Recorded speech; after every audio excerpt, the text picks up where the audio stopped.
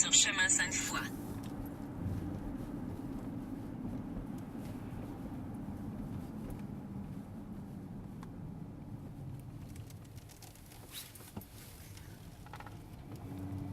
Dans 600 mètres, votre destination se trouvera sur la droite.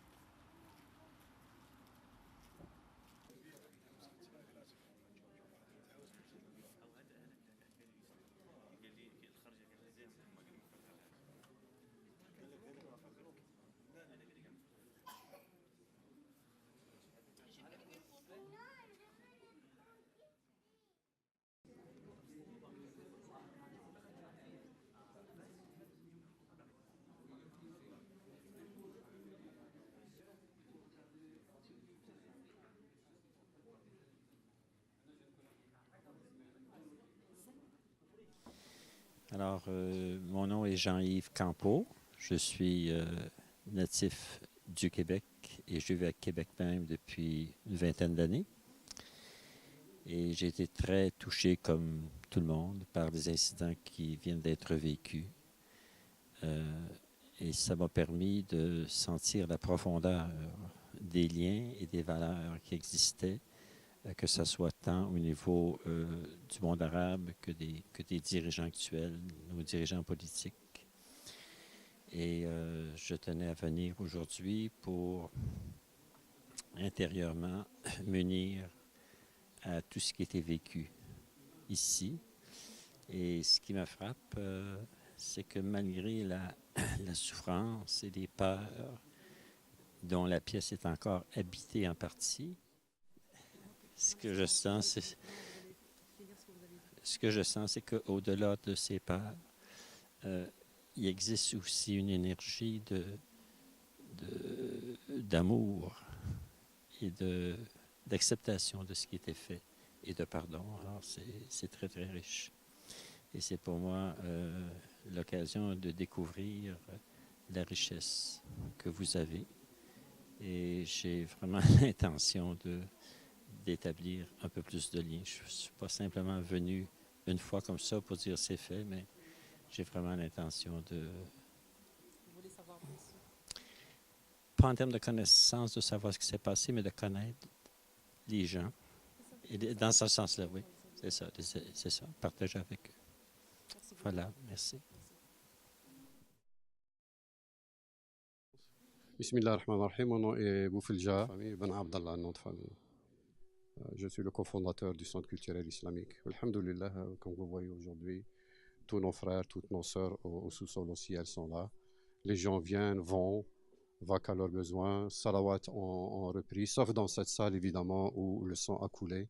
Ihtiraman, puis point de vue aussi hygiène, on ne peut pas faire la prière ici. La salle va être refaite.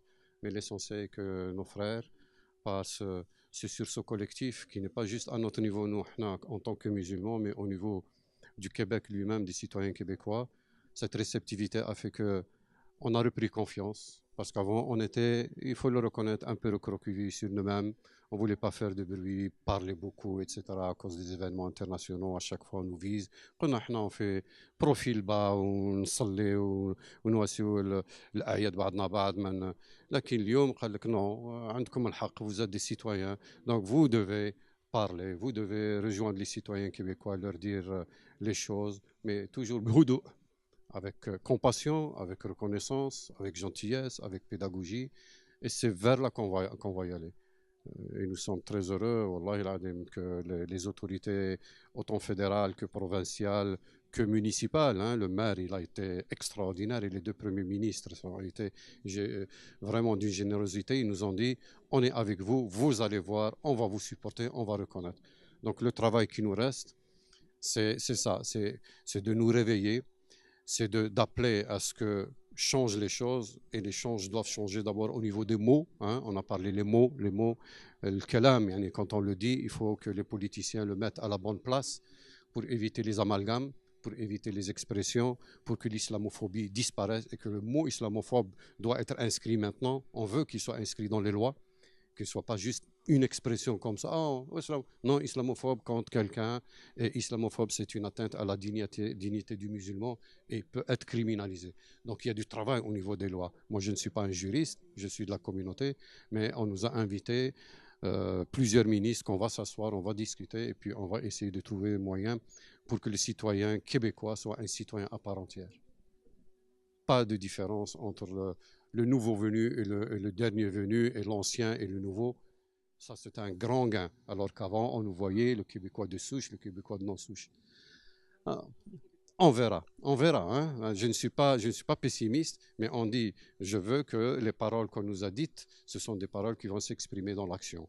Et dans l'action, d'abord, dans les textes de loi, dans le comportement des politiciens, dans le comportement des citoyens. C'est un travail de longue haleine. Il faut pas... Ce n'est pas un miracle qu'on va opérer d'ici à demain, tout va changer. C'est sûr qu'il va y avoir des résistances, des grincements encore.